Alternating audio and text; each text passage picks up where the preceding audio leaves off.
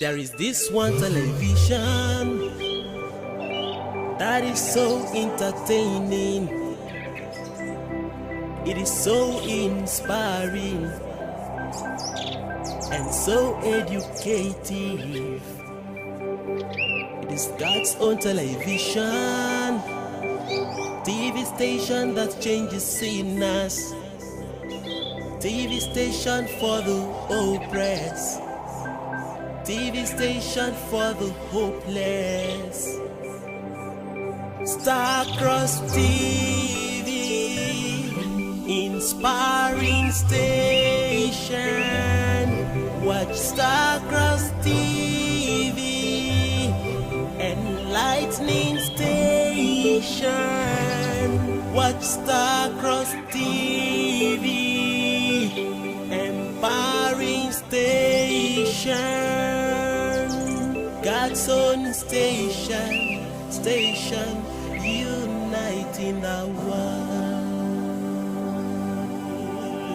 Behold, another opportunity is here again for brethren to show appreciation to the Supreme King of Destiny, the King of Kings and Lord of Lords, His Holiness Olumba Obu, for the privilege to be numbered amongst the elect of God in this dispensation.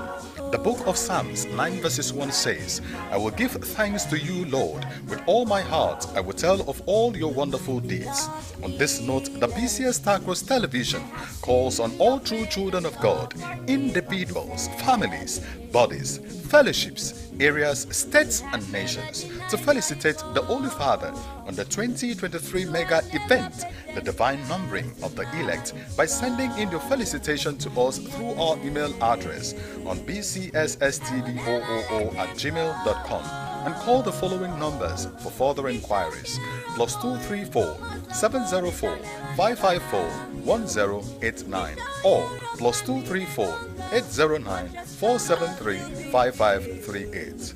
Thank you, Father, for numbering us amongst your elects. BCS Starcross Television, Voice of the Universe, announcer.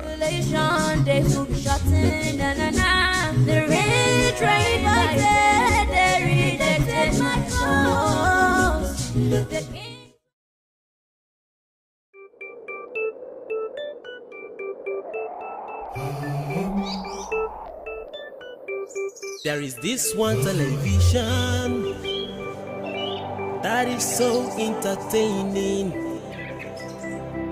It is so inspiring and so educative.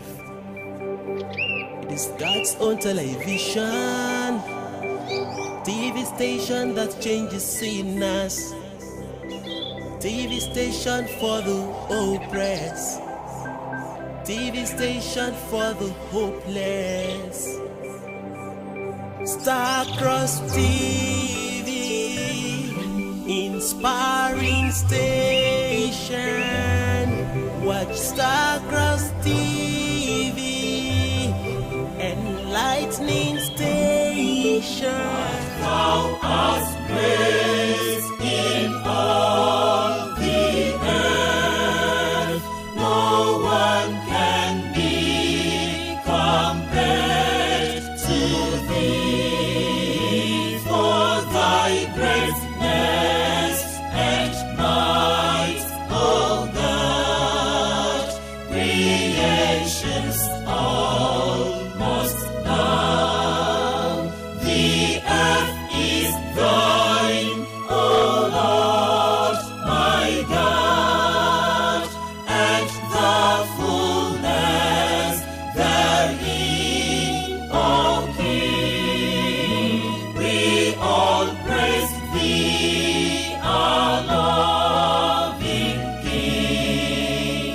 Thy reign is on, O host. Supreme art thou, my Lord, my God, King of kings, Lord of lords, thou art. Dominion, power, and majesty light unto thee.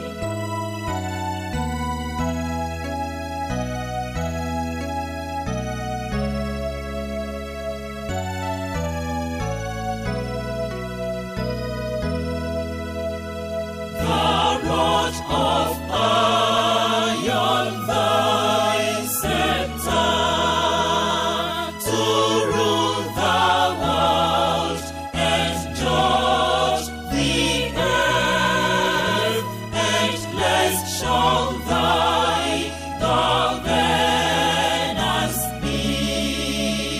King of kings, Lord of lords. Amen.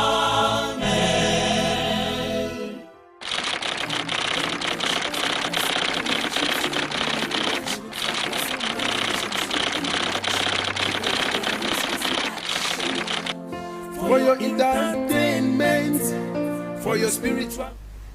It is believed that knowledge is power. As one, you need to invest in your knowledge every day because that sets you different from the other person standing or sitting by you. A beautiful morning to you out there. How are you doing? It is Morning Star Breakfast Show, and of course we are always here to add more spice to the knowledge that you already have. We are always here to inspire you. We are always here to educate you and also to enlighten you, bring informations or central ideas or knowledge that you may not be aware of, closest to you and should I say to your doorstep. Good morning to you once again. I am Peace Smith reaching out to you on Starcross TV.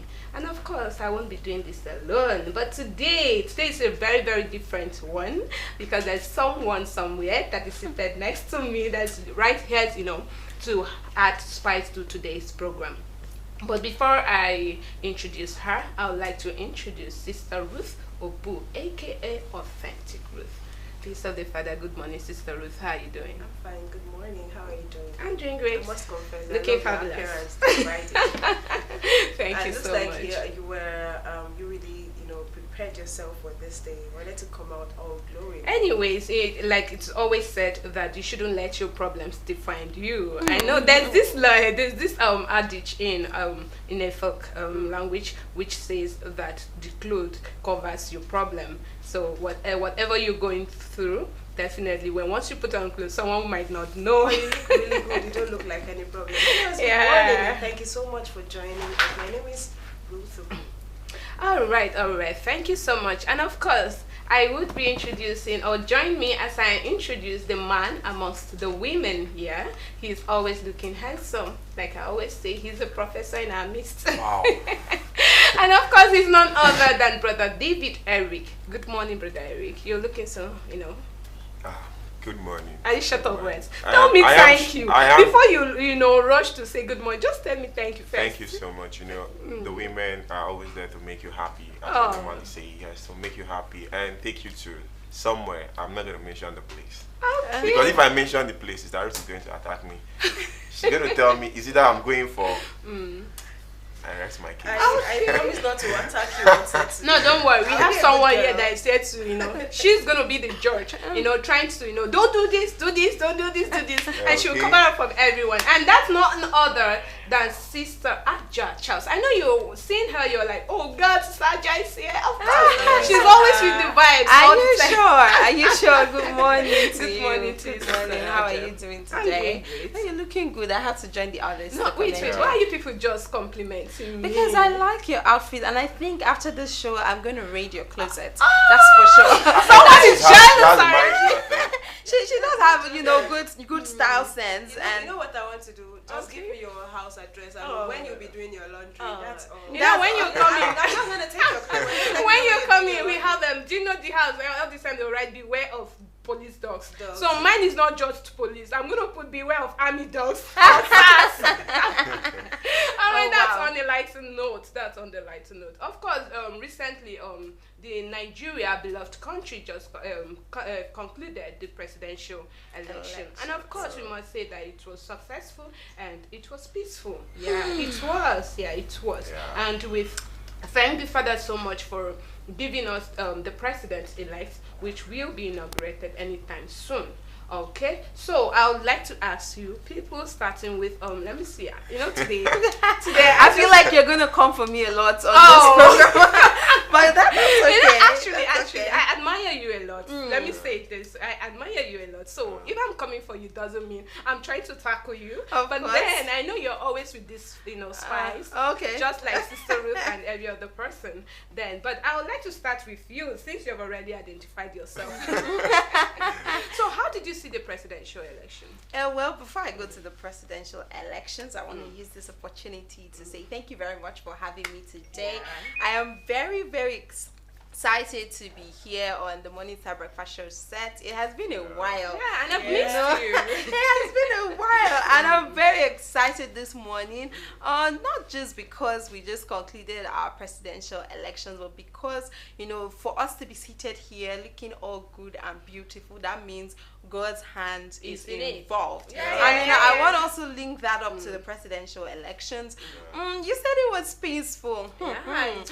Okay, let's say in your polling unit. You know what I mean? No. What I'm saying it was peaceful though I haven't gone to other areas to see what was going on.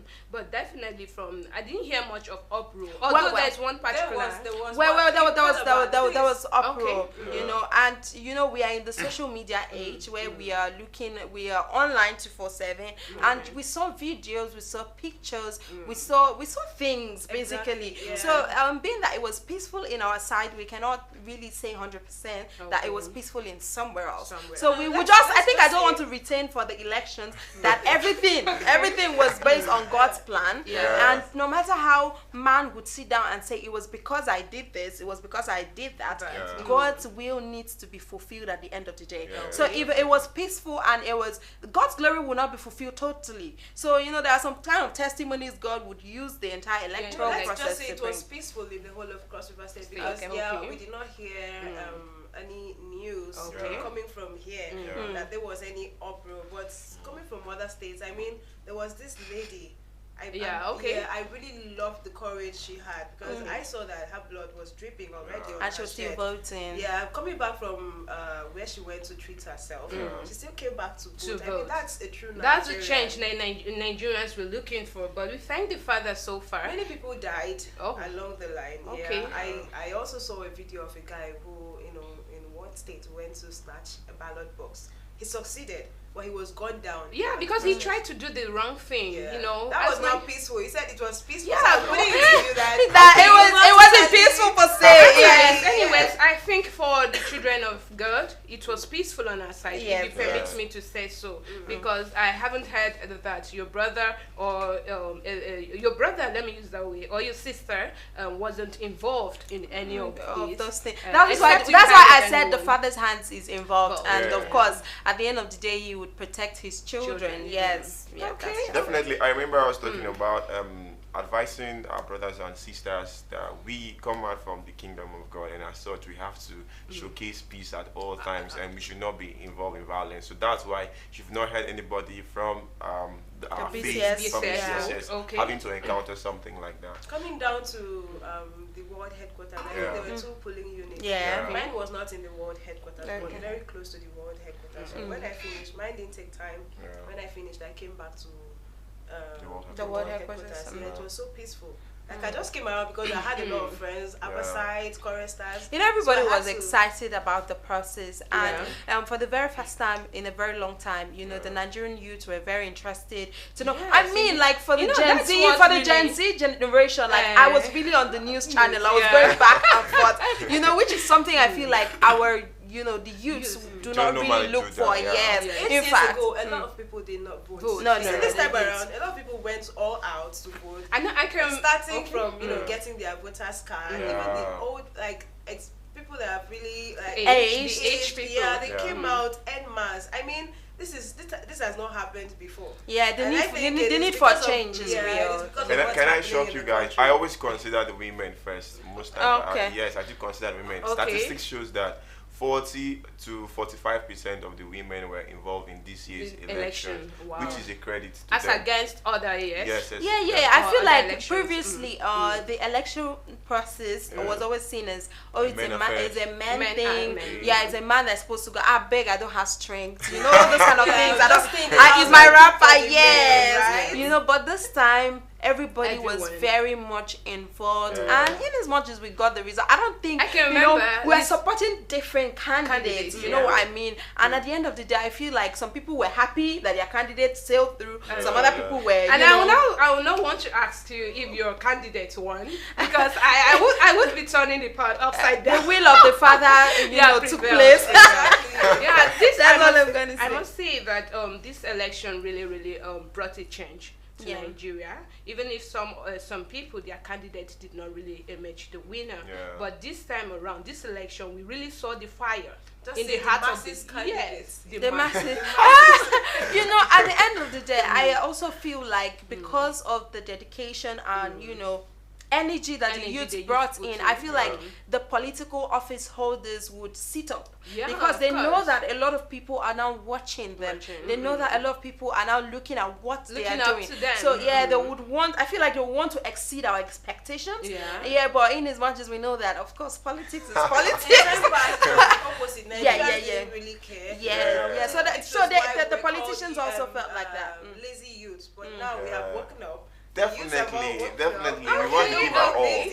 Want to know everything that's going on, and so they have to, be transparent with us. Of course. Nigerians are not lazy. We are not lazy. Anymore. Not We anymore. We were never lazy. We're never lazy. Permit me to say that we were, because we were called lazy youth, but from the things we are doing now, it shows that. Sorry.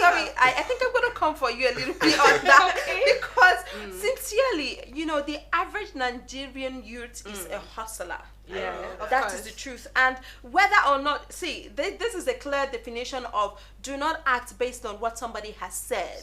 Because in as much as our president, did say that we're lazy youth, but at that time, if you watch, nearly 60 to 70% of the Nigerian youth are hustlers. No, let me tell you why I said we are actually lazy. Okay, I want to hear your point. Look at what is point. happening now. Okay. The youths have all woken up. Like for example, I'm sure some youths are up for protest. In time past, it was not like that. Whatever they presented to us, we took it in good faith. But we now accepted people the youths are no more taking it in good faith. You have to come out.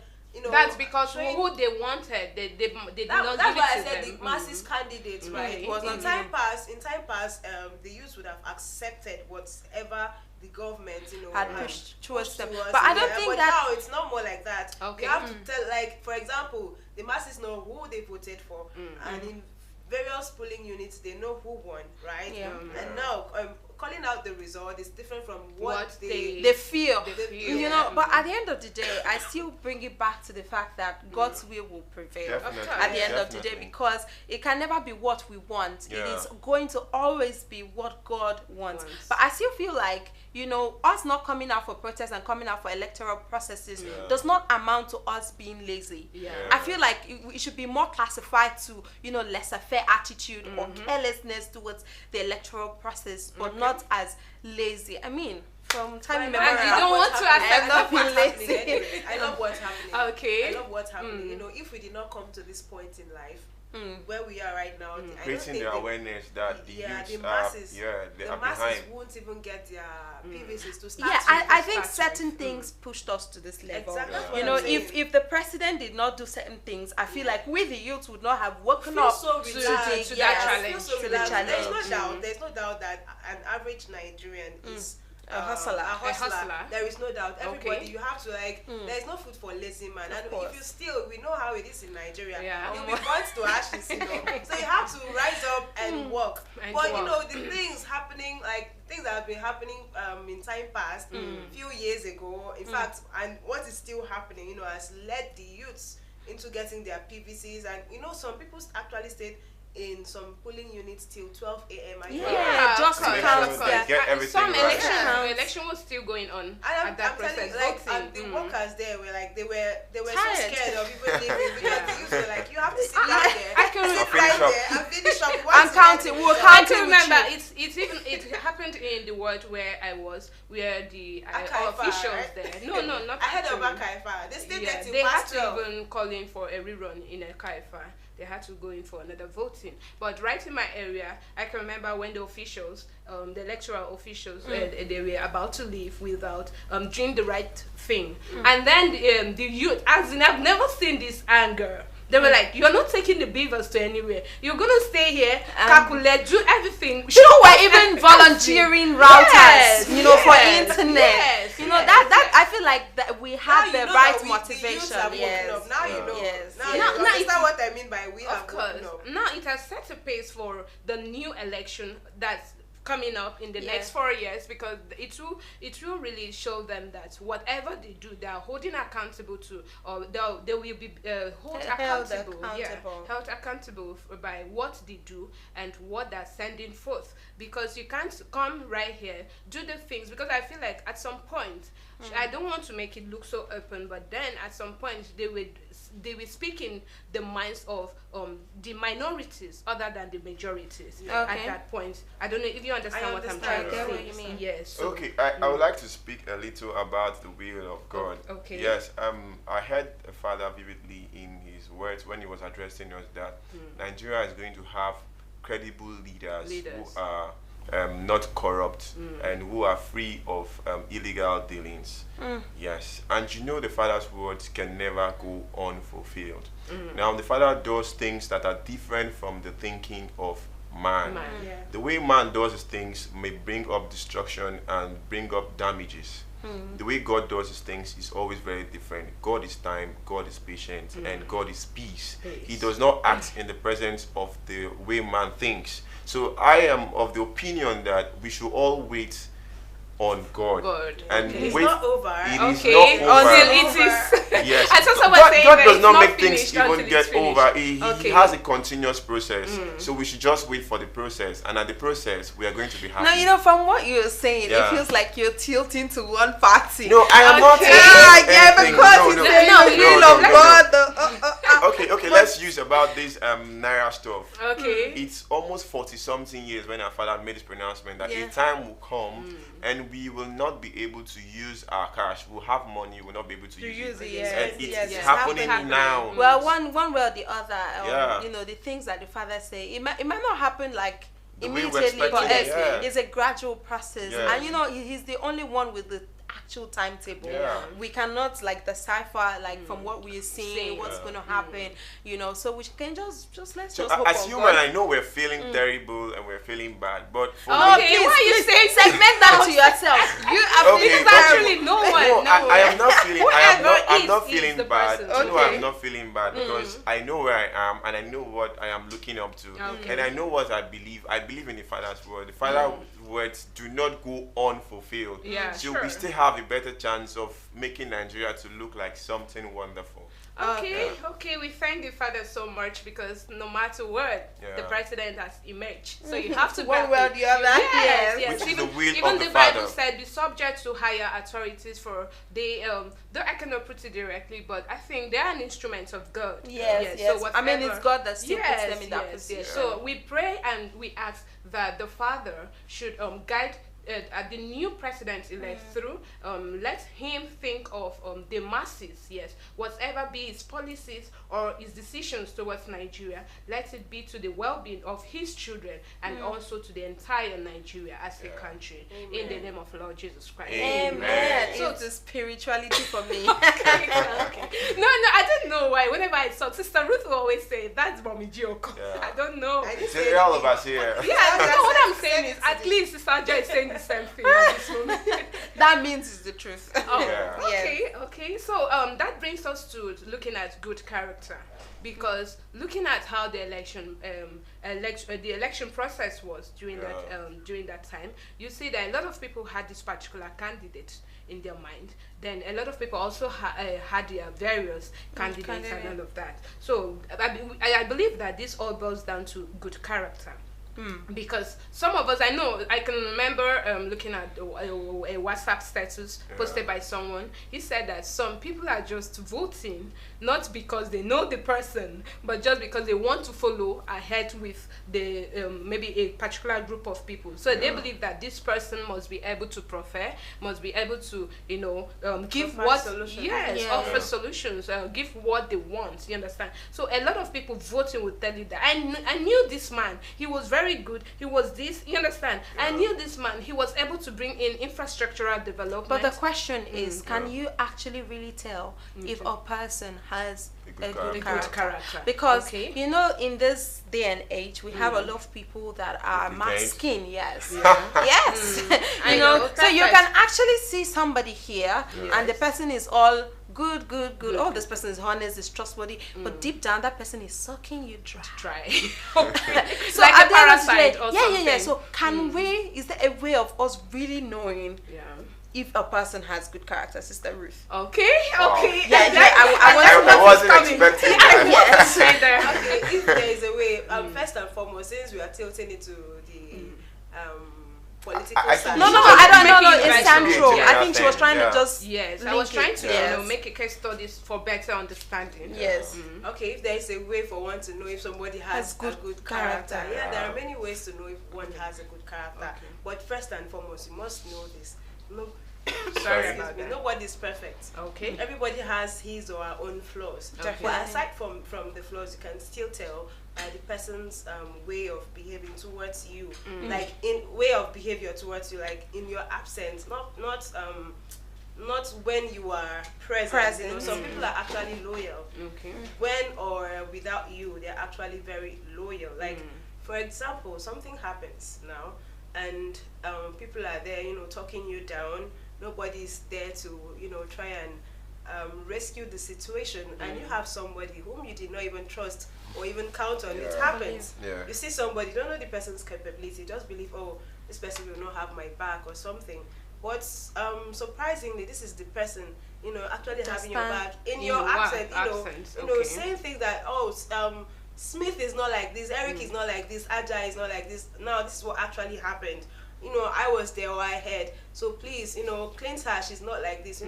I think that's one of the ways to know if someone has a good character. If somebody can actually stand up for you in your absence. If the person does it before you think it's eye service. You can call it eye service. But if the person stands up for you, in your absence, I think that's you should be able to tell that person at least has an atom. I feel like good character, in as much as you mentioned that we all have flaws and we have shortcomings. I feel like for you to have good character, your good must be bigger higher than your bad quality, your flaws. Because as a person, I know that I would like to ask you. I would like to ask you. When do you say someone has a good character? Okay, the person has to. What is good character? The person has to possess certain qualities: trustworthiness, honesty, transparency, accountability. The person must be able to, shun the element of pressure, peer pressure, any kind of pressure whatsoever. Somebody that has good character has to be able to be very, relative, be able to relate with people. I used to say that it's when you are someone that has a bad character, that is when you don't go along with a lot of people. Wow. Because but the truth is that I'm going to disagree with you. Yeah, because I'm going to disagree because I have met a lot of people who have these communication skills. They communicate with a lot of people, but it's not communication. I said relativity, like relate with people. Okay. See, there are people that in line with communication. there are people that you don't talk to, but they have that distant respect for you. And whenever you come in to talk to the person trusts you. The person, if you come to tell the person, I want you to do like this, the person trusts that. Oh, that process is normal. At that point, you have a good character because that person staying from afar, that person not even close to you, has seen how you relate with other people, has seen your attribute from other people, and has decided that okay, this person is somebody I can relate with. That's where relativity comes in. Communication is a different thing. That, so people can have good communication. The same thing with having to talk behind somebody's back. Do you understand me? Or having to, help or try to remedy somebody's reputation behind the person's back. You can decide to remedy somebody's reputation, but it doesn't tantamount to you having a good character. You can decide maybe that person is your friend or somebody that is an acquaintance or somebody you have been seeing that you feel the person is good. You can decide to say, okay, this person did not do this, but it does not amount to the fact that you as a person you have a good character. I don't know if you get, but you need to have the fundamentals, which is honesty, trustworthiness, love, relativity. I keep saying relativity. That attribute that you have, that people can just stay wherever they are and just look at you and just be like, this person, because I've seen the way you react to it. You don't even need to deal with them for them to know that okay, this person is good. Yes. So good character is, I feel like, to an extent you cannot really tell. I don't know if you get. I used to say you need to experience people to be able to know them who the person is. Even so, I'm still going to say that it's not all about relativity, being accountable for things and other things. No, sometimes you see people who have all this quality but still don't have a good character. I feel like even when you go, it's not possible because these are things that make up a good character. Yes. Okay. Sometimes you see them from afar. When you try to go close, you realize that there are other things. They don't have. It's not all about you having a good relationship with somebody. Sometimes they have this, like you said, sucking somebody dry. They can come out to you, being all nice with you. But behind your back, they are doing things that you yourself. That is why I say you need to experience. That's what I'm saying. You have experienced them. Otherwise, you will not know that these are the people. This person is actually the person, sucking you dry. That's happened severally. You see somebody, like you said, this person has all the qualities. Until you go close to the person, you cannot really tell. You will never know. This is why they said the angel is better than the devil. I was even coming to that. Sorry, the devil is better than the angel. I think where I'm coming from is I'm talking about the qualities of good character, like the things to look out for. Is from the aspect of identifying which I have said that you need to experience people. You cannot just stand and think that this person has a good character simply because the person has defended you before or the person has been nice to you. Somebody's enemy can be your friend. Of course. Yes. Okay, talking about you have to get close to the person has a good character or not. I've actually lived with someone.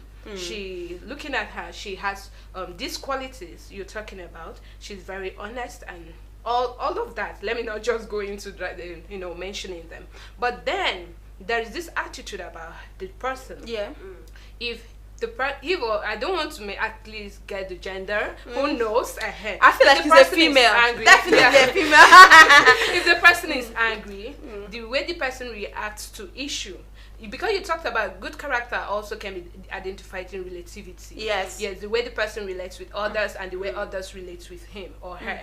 You understand? Then, when the person is so angry or is angry, you notice that there are some attitudes the person she will portray. Let me go through. She will portray that you'll be like, wow, is this person really a good person? You understand? It now would change you because those staying outside might not really know her as a person or him as a person. You understand? Then, but you being close to the person. So can you see at that moment because good character, has good character. Yes, good character is not just about how people relate with you. How people that's see just you. one part of it. It's not all about honesty. Small part of it. It's not all about being just honest. You understand? There must be everything that has to make you good. Have that purchase. I might be relating with him. I might be showing him what is the frontal aspect of me. What about the backside? Okay, now let me come in there from your example. I think that I would tell you that that person still has a good character. Wow. If you've lived with that person and the person has been honest with you, has been transparent with you, has had maybe every other attribute, loved you, being humble, there's a lot of things that make up good character. Has been humble, honest, and every other thing. And this particular anger is her flaw. I don't think you can say that she's a bad person because that is a flaw. Yes, that is his or her own. Yes, you don't want to, bring out the person's gender. I think that's because we all here, we all have our flaws. Exactly. And it might appear to be the worst in another person's eyes. Okay, let's hear from you, Barry. It's always nice listening to the women. Yes, I feel the women are closest to giving you most of the answers you want to know. Are you for real? Yeah. No, bro. No, you can still talk. Between. Okay, let me digress a little now. Let's go back to our families. While growing up, from our different families, the first place to learn good character is your family. Your home. Charity begins at home. Definitely. Yeah, sure. So most of the things we're exhibiting from now were taken from childhood, you understand? And our parents were supposed to stop us on saying, you're doing this, what you're doing is right, what you're doing is right. Let's look for the aspect of anger. You can see a little child coming up from the infant stage, small thing happens, the child will destroy something, and you just watch at the child, you don't say anything. The child is growing up with him. He believes that anything the child does, once he destroys something, that's his way of expressing anger, and you don't try to correct the child. Definitely the child will grow up with that. At a particular point in time, when you've gotten to that stage, you can never return. It takes only God for you to bend that particular iron. Those things has already stick into that particular person. Now we have different kind of character. Somebody might be humble, might be honest and accountable, but he does not have the character to be able to lead. You understand? That's a flaw. That's charisma when you're talking about leadership. Yes. You can also have somebody who has ability to lead, has the character, has a boldness to lead, but he has so many weaknesses. You understand? So that's why we all need ourselves. Nobody is perfect. Okay. Exactly. Definitely. We cannot be perfect. So I think, but we just need the basic. The basic is if you have this good character of loving, caring and sharing, I think those are the basic things we really need for us to survive. Okay, let's look at because this topic, it's a universal one. So let's look at children.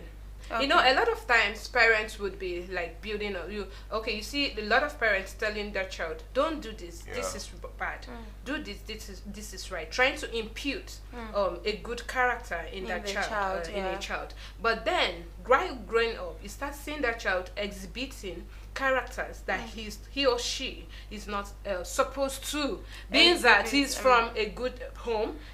So we believe that they said an apple doesn't fall far from the tree. But then you see this child exhibiting character that is not supposed to. I think I will start from where Brother Eric he spoke vastly, and he did talk about the situation where a child is angry and you reprimand that child. The fact that you reprimand that child does not tantamount to the fact that that child would end up living that character. Because I always say that our environment impresses greatly on us. In as much as charity begins at home, we forget that we don't stay at home all day. We actually go out. We actually see things. And the child is like a piece of paper. Okay. Sorry. Hello, good morning. Good morning, madam. Good morning. Peace of the Father, sir. How are you doing? Please, what's your name and where are you calling us from? This is Brother David. Yes, good to have you, Brother David. So what? Good to have you, Brother David. Yes, always on ground. Well, I just want to chip in briefly to what you guys are discussing. You see, why we have a moral decadence in the society is because most of the children, they are not well taught, they're not well brought up by their parents. Okay. You see, the character being exhibited by children these days is because the parents, who are supposed to be their first teacher, took impact that teaching to them. The scripture says, train up a child in the way he should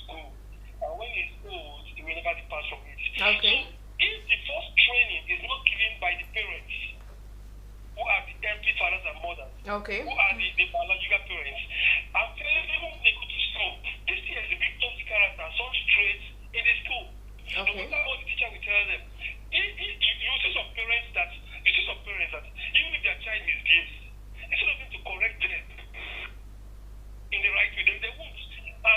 Before you know it, they exhibit such character outside. And that's why we have touts against. Okay. We have Christians outside because they don't have proper home training at all. Okay. So, I'm just following your discussion in the while I'm doing other things. Okay, please, I would like to ask you a question before you go, Brother David. So what do you have to say about peer pressure? Because sometimes these children are being brought up. I've experienced a child where the mom, the parent, the dad, he's always trying to, put the child at the right path. But then, having stepped out, he or she is now faced with influence. Yes, influence. And then the child tends to deviate a little. No matter how the parent is trying to correct or reprimand this child, you see that this child keeps doing that particular thing. Would you still blame it on the parents? Yes, you blame it on the parents. Wow. Okay. If God blesses you with child or children, okay. The foundation of matters a lot. The scripture says when the foundation is faulty, what happens? Once your children with a clean, a pure foundation, there's nothing like pure pressure that will take that child back from that response. Okay. Because if the foundation is faulty, yes, you see, there's actual spirit louder than voice. You understand? If you don't give them the basics from the childhood days, I'm telling you, the peer pressure will definitely make the children to begin at the end of it all. But once they see that these attributes, you are infusing in them, you are telling them the do's and the don'ts. If they go outside and they mix up with their friends, their colleagues, or what have you, and they try to persuade them to do that which they know it is not right, I'm telling you, with that proper training, that proper foundation you are giving to that child will never deviate from it. Okay. I have some case stories that I will have given, not myself this time, but to other persons. We say that yes, now those children have been able to overcome that peer pressure and have equally converted those people who are trying to make them to begin to come to the accurate teaching or knowledge of what is right. Okay. It happens. Okay, of course.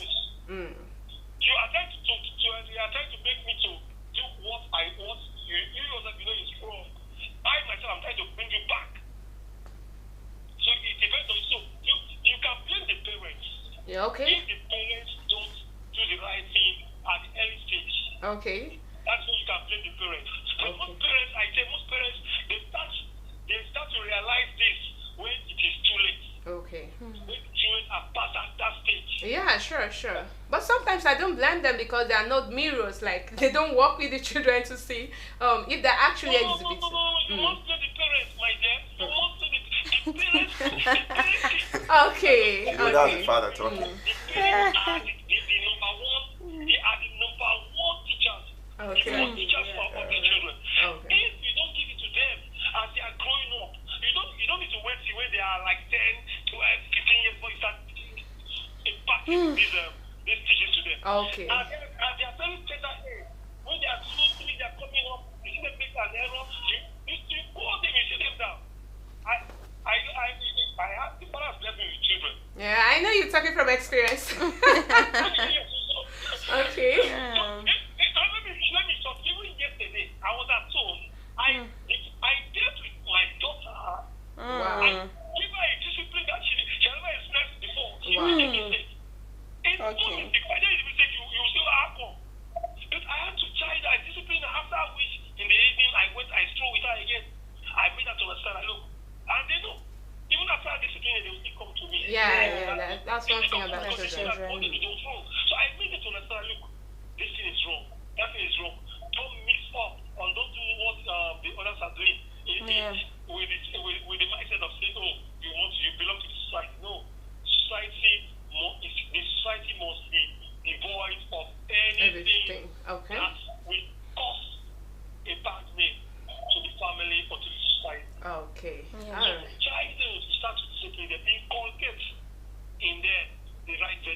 Okay. And they will know what they did. Though we still have some who are naturally born stubborn. Exactly. Yeah. Naturally born. It depends on you. You must sit them down. Yeah. Fire to fire. That's what the scripture says. Okay. That's what the scripture says. Okay. So I don't know if you have any question again before that's okay. Subsequently, we are still expecting your call. Okay, no problem. Thank you so much. Thank you very much. All right. Thank you, Brother David Yeson, for that beautiful advice. I call it advice because he's talking from the Nigerian, He also come in from there. Okay. He talked about you blaming the parents. Yeah, I'm right. I'm with him on that. Okay, you support him. Yeah, I support him. It's okay to blame because I am with kids in the house every day. In fact, like he said, you are the first teacher to your children or to your child. Now that's very correct. I am with children in the house. Every time they go to school, they come back with different characters. If you are not vigilant, they are going to grow with it. But as they bring it back, you collect it from them, right? And drop it outside. You teach them this is not the way to behave, right? You brought this back. This is not what we taught you, and so don't bring this back. Sometimes you can decide to discipline them, slightly, spank them when needed. Spank them when needed, like not you, doing it like you're wrestling, right? But it's like fire to fire. That's for the stubborn ones. Yeah, that's for the stubborn ones. Yeah, people have different ways of correcting children. I mean, if you're not vigilant, they are going to change into something else right under your roof. I think you have to, follow them up every day. Like seriously, I am saying this also out of experience. Every day they go out, they come back with new things, and you're like, you did not bring them up this way. In my family, we don't do this. So where did you get this from? You will know that it's coming from school because they are going out there to meet different children with different characters, and they think that's the right way to live. So they bring it back to the house. That's a good parent. And you have to. Yeah, you have but to. But you're talking. You should be talking as an auntie. Yeah, I'm talking as you're still a parent. I don't know if you get me because you're with the child. You're staying near the same. Yes. So I think I want to also come in there. I wish it was that easy to actually just collect the things that they bring back home, from outside, but it is not that easy.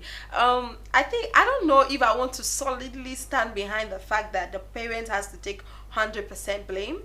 The only thing I really took from what he said was the fact that foundation really matters. That is the only part I'm really solidly behind, because the truth is that I have seen examples like every day. I have friends, right? I've seen examples where the parents are upright. The parents will make sure that they scold the child. They beat. They quarrel. They talk. They say, okay, don't beat. Come to the talking. They talk. They do. At the end of the day, that child still decides to go haywire. Can I ask you this? No, let me tell you, it's because of where you allow the child to go. For example, you know where your child is. They know you as a parent, you don't follow your child. Hold on, let me because I want to enter you. Okay, don't worry, I'm the judge. For example, your child is going out for Sabbath classes, extra lessons, school and the rest. Now, when you notice your child is coming back with different character, I am the kind of person that can go to those places and tell you all to your faces, this is what my child is doing, and we don't do this in our family. So it's from here. I believe this is from here. So if you see this child, doing this, you should be able to. You are the second parent to that child. If you're not capable, you will not be kept in that place to look after people's children. So if you notice this child is going it is your place now to call the child back to order. You can't call the child. Let me land. If this child goes out to extra lessons, Sabbath class, or the maybe school, and you as the auntie or uncle sees this child behaving this way, you should be able to correct. I will tell you, correct the child, because when that child comes back to me, I am doing the same. So that way you are molding the child. But if you see this child behaving in some kind of way and you just feel on your own, you'll be able to do this, I think you're wrong. I would like to identify. Before you come in, let me just set something straight. Now we have to balance character, and destiny at the same Thank time. you. Thank you. Okay. Because that is where I wanted to go in. Let's look No, at you can now something. switch you from one mindset. Let's look at something. Now we disagree to You agree. know, Yes. definitely, I have to blame the parents for everything that happens to the child. Oh, wow. That's the Hey, first step. God. I have to blame the parents. Let me remind you that you're also going to be a father. Yes. soon. Now let me speak they're from going to give you experience. I use myself most of the time as experience. Okay. When I was I think he has in nursery younger 3, ones too. when I was in nursery 3, my mom is somebody that keeps her eyes on her children, and I think that's what I'm going to do to my own children, definitely. That's good. When I was in nursery 3, there's no day when I come back from school, my mom does not go through my things. That's the first thing, you understand? Now, there was a day I went to class, that was in my nursery And you 3. mistakenly. And I mistakenly Okay, put I'm in somebody's spirit. pencil inside my bag. By your back, okay. As I came back to the house, my mom was about to do my assignment with me. She was like, "This is not the pencil I gave to you. Wow. Tomorrow we are going to school and you will show me the person that gave you this pencil." First I said that my friend gave it to me, of which my friend did not. Okay. Yes, I mistakenly put that pencil. In short, not mistakenly, I purposely put the pencil into my bag. Okay. I So know what I'm saying. and the next day was a Saturday, so we had to wait. I went to Sabbath, and as I went to Sabbath, she also told my Sabbath teacher that I came back with somebody's pencil back to the house. You understand? So like I knew that something big is happening to me on Monday. So on Sunday, I had to tell her that my friend did not give me the pencil. On your I own. was the one that took You- it. She said, okay. "Very good, but we are still going to your school." Wow. And we went to school on Monday. My mom had to meet my teacher and told her that, "See, he came back with somebody's pencil. Who owns the pencil?" So immediately they lift up the pencil. Who owns this pencil in class? And the person identified. I was dealt with that. Messy. My mom ordered my teacher to flog me in front of her. And that day I learned my lesson that I must never come back home with something that does not belong to me. You understand? Now our parents will try every means. Normally, let me use the African parents will try every means to reduce all amount of bad characters. Now there's something that we call destiny. Also, destiny can also be changed if you apply prayer and other things. It can be changed. Amen. There are some children who are destined, like we know that reincarnation happens. There are people that who are destined to be tout or to be so go a certain way, go, let me not use that word. That word is really, really, really wrong. To go the wrong path, you understand? Which God has already kept the right path for us. But if we have fervent prayer, which is also done by the parents, the parent is the first person to dictate that this child is going wayward. Fine. Exactly. The parent can also go in prayer and in fasting, and God can also change that child. You understand? Okay. When you pray with a widow's mind, God can answer and change that child. Not everything is done through violence. It's true. Some things are done through the spiritual eyes. That's why the Father has given us the aspect to understand that this kingdom is not all about the flesh, not about the flesh. You might be beating the child, putting in your 100 to correct the child at And a the particular child point is in time. still- I think And I you're not suppose- looking at the spiritual aspect of it. If this child is destined, because we are all meant to come out and perform a particular assignment here on planet Earth. Yes. So you have to also check and understand if you're to perform the right assignment. Or the wrong one. Yes, and our Father say, "Woe unto that man who is going to perform the wrong assignment." You understand? Who is going to pass through to Yes, perform? because everything So you you're like do- a vessel. Yes, everything you do, God is going to achieve glory at the end. Exactly. So Yes. it's for you to just pray and beg God that please, I should not be used as the wrong vessel. Okay. Secondly, now let's use ourselves as example. We are close to 60% perfection from the rest of the youth. Let me use BCS children coming up. We are 60% perfect.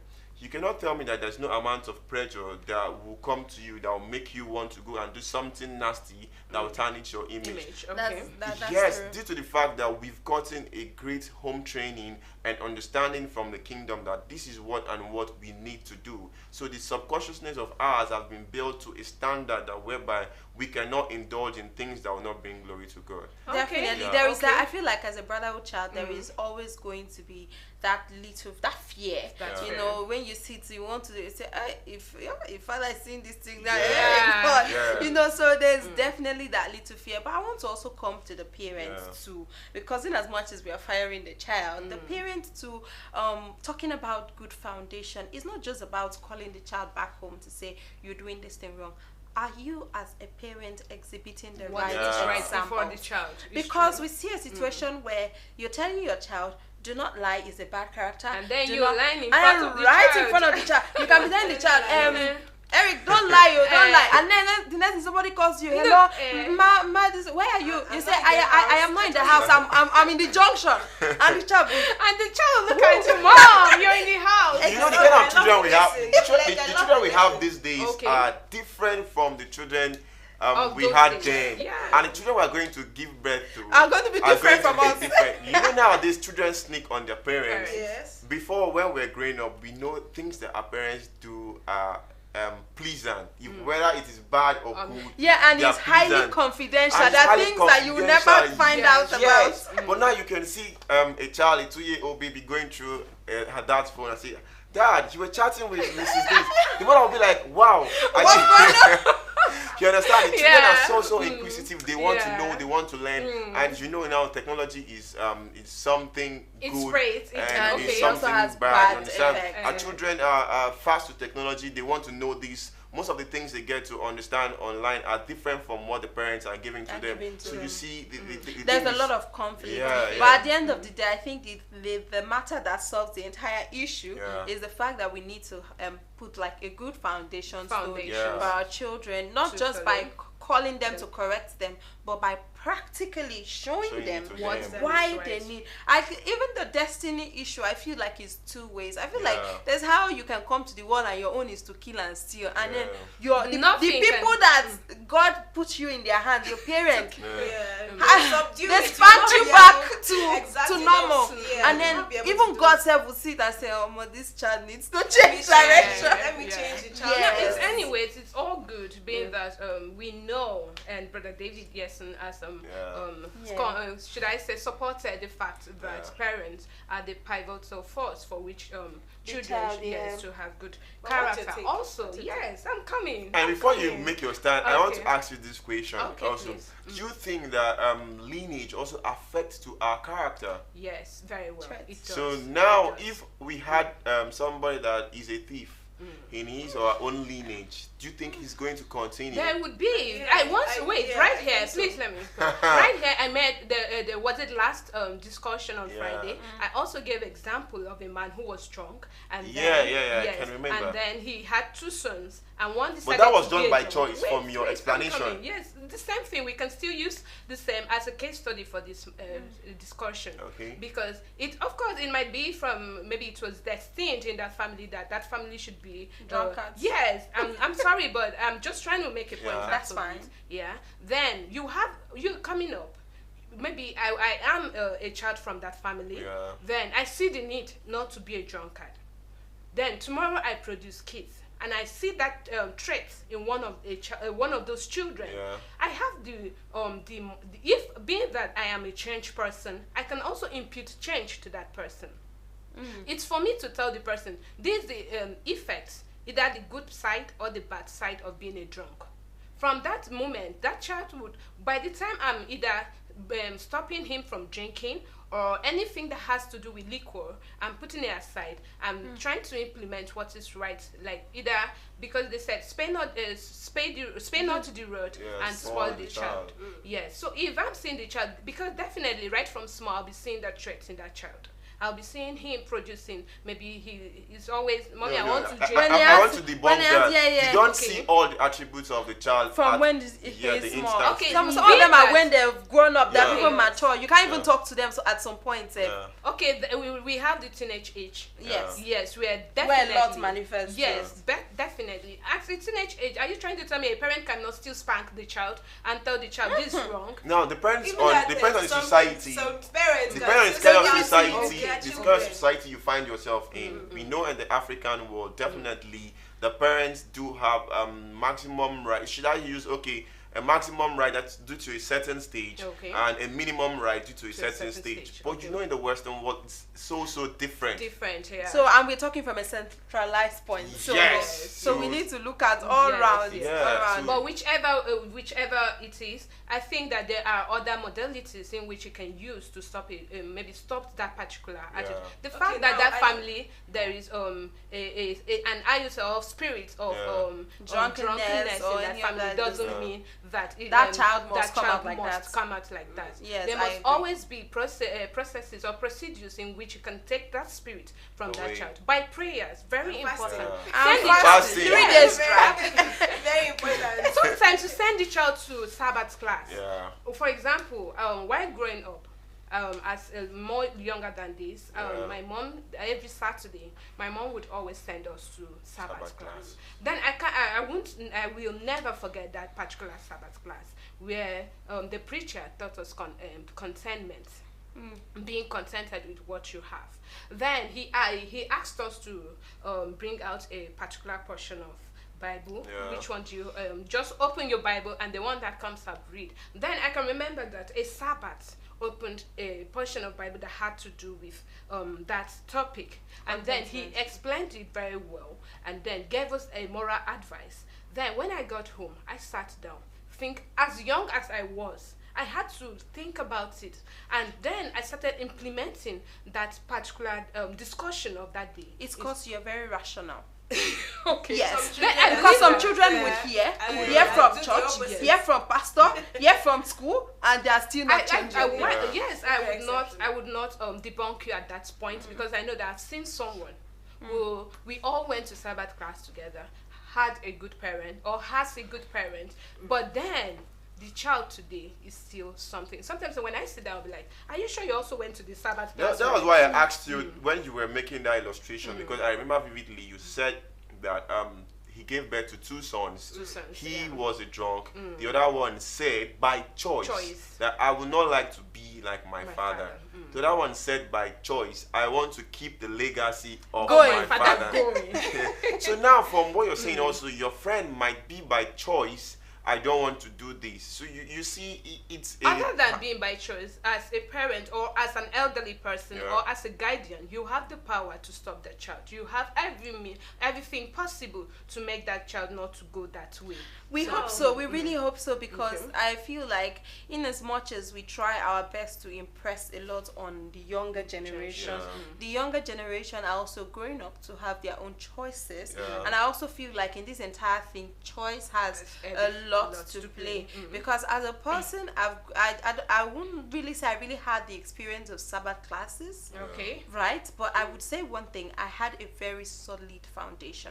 You know, from home, there were things my parents taught me. They didn't just teach me by saying, Aja, do this.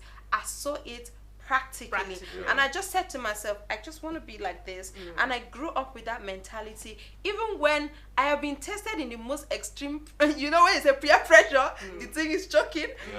All of that has come, but I still find myself at the other side of the bargain, and I am still the way I have been since I was small. So I feel like in as much as we are putting the pressure on the person, on the parents, do this, do that, the child, and I feel like at the end of the day too, the child is not 100%, is not even supposed to be blamed too, you know, because sometimes we might see this picture perfect family. The father is a good man according to what we are seeing, the mother is a good woman according to what we are seeing. This family is perfect, but we don't know what is inside. I would also say that I would never really advise you to use violence on your kids, no matter how. This is not trying to follow the Western measures. I know that there are some extremes that our children go, and our hands are forced, you know, to go violent. But I would always say choose peace. My mom will always she has diversities of means to make sure that choose peace. She doesn't beat you. Have you done fasting before? Because you've done. Do you know that there's a difference between fasting and staying hungry? Yes. Do you understand me? So you do something wrong, my mom will not answer you. And then you know you cannot touch her food now.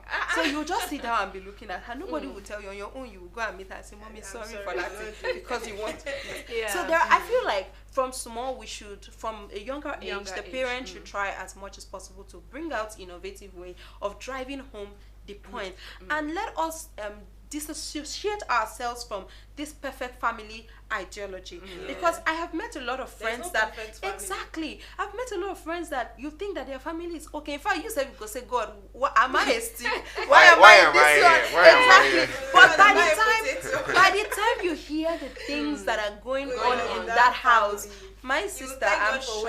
Yes. So I feel like at the same time, while we are blaming parent and child, even as we are friends to other people, we should try to be a support system to them. Because sincerely, we don't even know what anybody is going through. You did say earlier that she doesn't look like what she's probably going through, and the cloth is covering it. That is very true. In as much as we are friends, we should try our best. You know, exhibit good character is important, and in as much as we know that we cannot do 100% good character, we should try our best to stick to the ones that are most important, especially making our friends and people around us to feel like they are relevant, to feel like they are wanted, to feel that they are loved. You know, give honor to whom honor is due, give respect to whom respect is due, so that at the end of the day we'll all go back like satisfied and you know, okay, within our own ability. You're already drawing. No, I'm not drawing. I'm definitely drawing. I wanted to ask her something, because you just said for us to be satisfied, that means you have to just live a life for somebody to be satisfied. In as much as I hear people say, I don't owe anybody respect, I don't owe anybody, I'm living my life. It's necessary because we need each other. Nobody can exist on his own. You need people. So in as much as you are saying you are not living, you're not living for that person, you should also try. It's not like you're pleasing this person. Make sure that you are not uncomfortable in whatever you're doing, but ensure that you are guided by the right principles.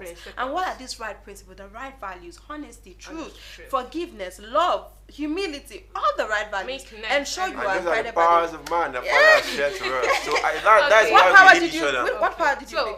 I asked for something and the Father listened to me and they gave it to me. I asked for the power of wisdom. Okay, I think I'm wisdom too. Wow. I'm holiness. And I asked of the Father for the power of holiness. I didn't get me. I can remember that day I started telling the Father I need holiness. Oh, I see. Same. He did the same, man.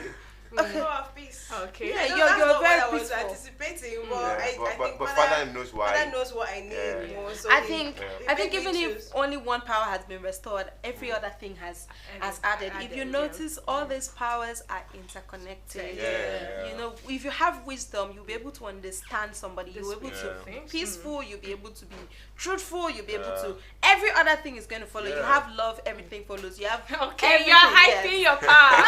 I'm not saying wisdom. Like I said, every single power is interconnected. Okay, we have a message here coming from His Grace Archbishop Sunday Odofia saying, perfect peace of our Father, Morning Star presenters. Very interesting and informative topic. Spanking doesn't change a child. Exactly. There are several ways of disciplining a child. Exactly. Now, that takes me to what I was going to say. You did not let me I'm lie. sorry. Arrive, please. Our future mother. So this is what I have to say. There are several ways of he also said everything starts with the family. Honest foundation shows your children great values. Yeah, you're right. Show your children great values. So there are various ways of correcting a child. For example, most families don't beat their children. I have seen a grown up of over 30 now who has never been spanked. Wow. And how is the person's life? They don't have he has one of the perfect life. Wow. Right? Permit me to say. Have you been close to the person? If I'm not being, you'll not be able to tell. Close to perfect. I know there is no perfect man on earth, but close to perfect. But at least it's. Now there are several ways. Well, most of us we've experienced divorce. We come from a family where most parents don't even use cane; they use spatula. Hold the door. I think you've tested more of that. Exactly. Exactly. So what you're trying to tell me that you were a little bit stubborn?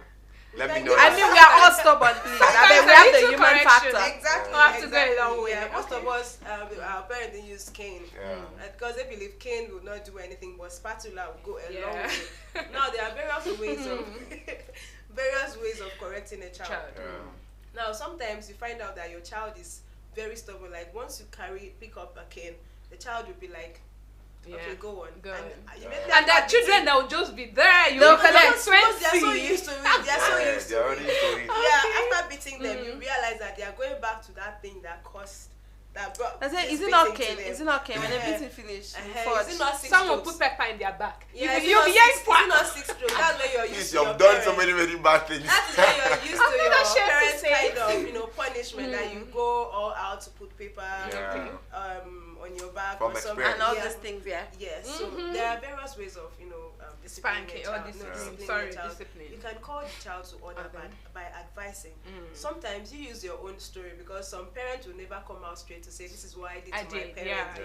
And this is what I'm saying, that some children are actually a mirror of the parents. They are retaliating what you do to your own parents. They come out and you start seeing why using the word retaliating? Wow. No. From what you're saying now, like they are exhibiting what you did to your parents.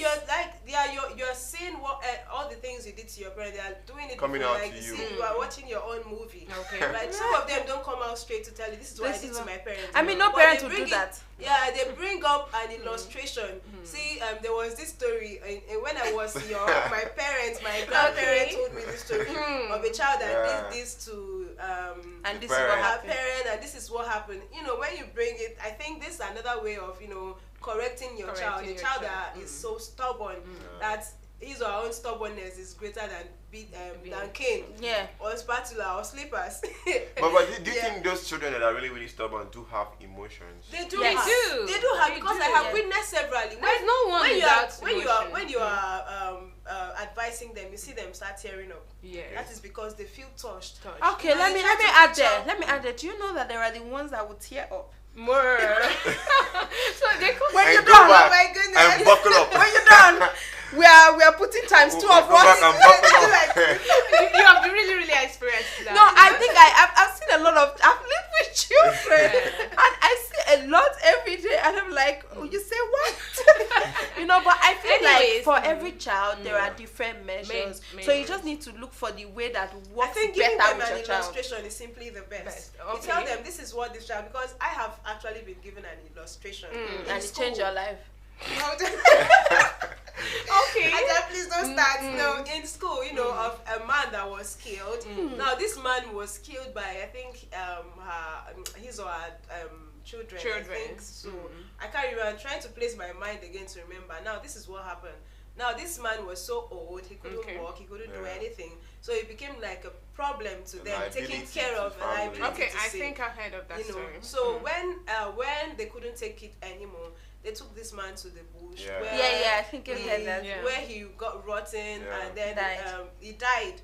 So now a farmer went to that bush, and carried his bone. And now that bone started singing, brother, this is my bone. Okay, use the bone to blow. This is my bone, you are blowing. My brother killed me the fire. Okay. I think that primary kind of illustration. That's the kind of illustration I'm talking about. Now, that's thing. According to the person that gave me this story, now the person said this thing went on and on, and when it was time for this whole act to come to an end, the last person now came out to her child and told the child, this is what I did. Please, I am begging you, I'm begging God for forgiveness. I am also begging you, if you don't want this to continue, you have to put an end, you have to put a stop to it. No matter how old I am, take good care of me, right? Now this is the way, and that thing stopped. So I know that's just a story. Sometimes they have to learn it the hard way. It's not. I think that there are real coincidences. I feel it's just a story, moral lessons. Yes. So I feel there are many ways. This way, you can also use this way to talk to your children in the house, and they will change. Whenever, like this person I'm talking about, that who has never been spanked, they have done a lot of things, and when they are called to order, their mom don't use cane. We'll just call them and say, sit down here, and talk sense into their head. And before you know it, they'll feel emotional, and they'll start crying. Sometimes they cry and they beg for forgiveness, and sometimes they cry. They never go back to it. Most, like you said, so we just do like this. I want to draw our attention to something now. There are the ways we build our children. Most people build their children for societal benefits.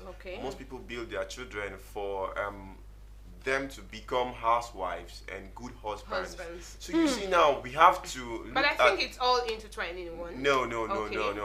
You might see somebody who is who has this good, beautiful and great statue, who is worthy of worship.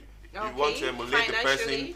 No, not financially, like he's a good leader, all around. But taking this person out from that zone, putting him in the family zone, is nothing to write home about. Okay. You see, so I think most of our parents, let me use the ones who are well-to-do, they try to train their children for continuity.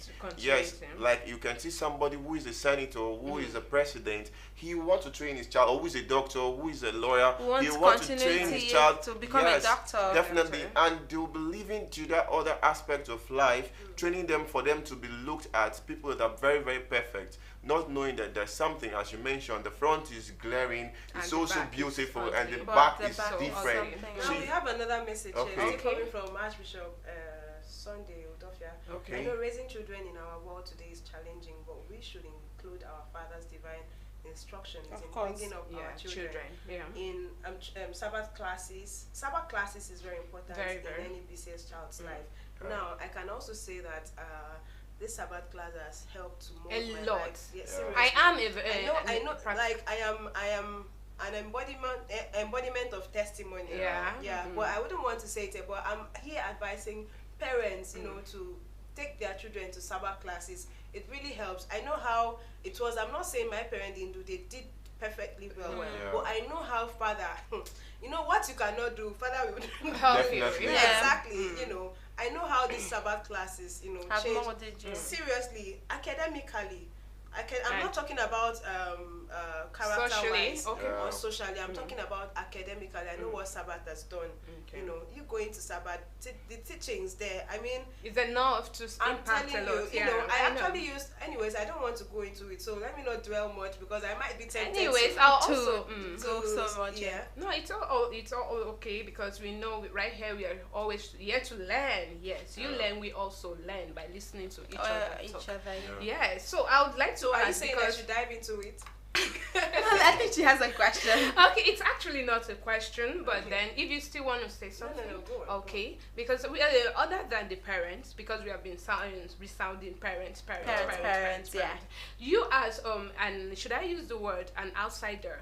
Yes, you as an outsider looking at the child, displaying a character that child is not supposed to. You have the right to also reprimand that child. My mom would always say a parent does not own a child alone. The community does. Yes, the community does, yes. Because why I'm saying this, I once had this, should I call it a wonderful experience? I saw a child, he's of, should I say 6 years, 5 years. I went to a shop to get something. Then the child was standing there. I noticed the child was trying to pick something from the shop. Yeah. Then when I noticed, because I had this glimpse, then I removed my eye. Then all of a sudden I saw the child putting in that thing inside his pocket. No, it was a book, a shirt. Okay. Yes. So I was like, what came into my mind is like, his parents, don't they have enough to provide just an exercise book for him? I was just thinking. Then what happened was I just went up to that child. I didn't let the owner to know. I said, I've seen what you have done. Return that book. The child was shaking. I said, just return it. You know, sometimes you need to make that child feel like you are like him. You understand, at that moment. So when he returned it, I told him, next time you do it, the police they'll catch you. That's what I told the child. The police, that's what they do to criminals. When once, I didn't even use the word criminals. I told him, when once the owner of the shop knows you have taken a book, they will call police to come and catch you. And the boy was shaking. So after a while, I asked the lady, how much do you sell this book? What's the cost price? He said, then I got the book for that child. Yeah, I think. So I told that child, I told him, sometimes when you need something, tell your parent. I know maybe their child the parents must have gotten the book for him, and then maybe he lost it. Have you even thought if the parent might be unable to provide? No, they are capable. Because I've seen a case like that. Okay. I've seen a case like that. Now, these children were brought up by the best parents. Close to being perfect. Okay. I mean to say, because there is no from your side. From what they showed towards the the viewers, they were capable. Now I saw one of them doing something very bad one day. Now this happened only when their dad passed on. They were living very okay. They were wealthy. They had everything. In fact, they were not lacking anything. They were one of the best in the area. Now this happened because this woman was just like a housewife, because she had a lot of children to look after. So the man was like, their dad was like, okay, don't work. I'll be the one bringing back just take care of the children. give them, good parenting, because this man is not even around. Like, he's in the country, but he goes out to work. He works, come back. Now, this man was involved in a car accident. He passed on. Life became very hard. All of a sudden, the kids started doing picking pocket because there was nothing in the house. So sometimes I know that condition, they say circumstances. Yeah, our people would say condition they make crayfish bend. Now these children were not like this. In fact, they were very, very intelligent. They were very good, and then because of the condition. Yeah, for the male started picking pocket. But I know they later changed because people came to their age. I mean, we are all we need. Of course, we are better together. Yeah, if you see something going on like that, I know this woman also had her degrees, and she's working now. She's working now, fending for the little kids. Ones. Yeah, because she also had other kids. Yeah. So sometimes we are all we need. You see something like that, instead of you correct the child and don't make an uproar in the public. Instead of raising an alarm, thiefo, and the people who don't even know what's happening will now go, this one will bring tire, one will provide fuel, lighter, and they set the person ablaze. I think we should, call those people to order. Try to know the reason that why led to them, doing that. If I did not know them, I would just say, okay, I think maybe this is what you do. But these are people I know too well that normally they will not even, they will be the ones, they are the ones that give out, when you need, they will give you. But all of a sudden, the whole thing changed. No, I think, I still think that no matter what we put, sorry about that, I still think that no matter what we put as an excuse, circumstances is never, or should never be an excuse. You think so? Yeah, I think so, because, when the parents had money, I think they should have been able to open accounts. Not just open accounts, they should have been able invest to in the child. Put a certain level of awareness in the child to tell the child that, like, look, it's not every time you're gonna have this. But you should be able to. There are times that when we're younger, we want ice cream. Our parents will tell, even if they are holding the money, you're seeing it, they'll tell you you're not having it. Yes. I don't know if you get it. I grew from that's my parents. So even when you don't have it, it won't still push you to go get it. Instead, you would want to manage your risk. It doesn't mean that in the house, even if nothing, I know say the mama, they provide Gary for them to sip.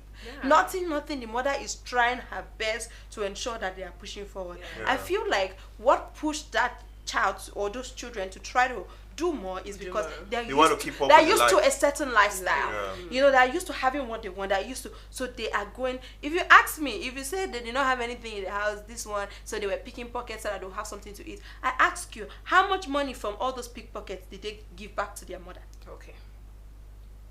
But guess what? That pickpocket that they were doing, they were using it to buy ice cream, buy biscuits, snacks. It was because they were trying to live off. So as a parent who is doing well today, no condition is permanent. You might be doing well today and tomorrow you're not. Or you might be doing poorly yesterday and today you are doing well. So the attribute of contentment, which is one of the fundamentals of good character, has to be driven into a child's head. Because when you're contented, the attribute of greed is taken away. Can I make an input before you get the message? From what Sister Peace was saying, I think communication affects both the parents and the children. Most of the parents these days are just all about providing for the children, go to school, come back home and eat.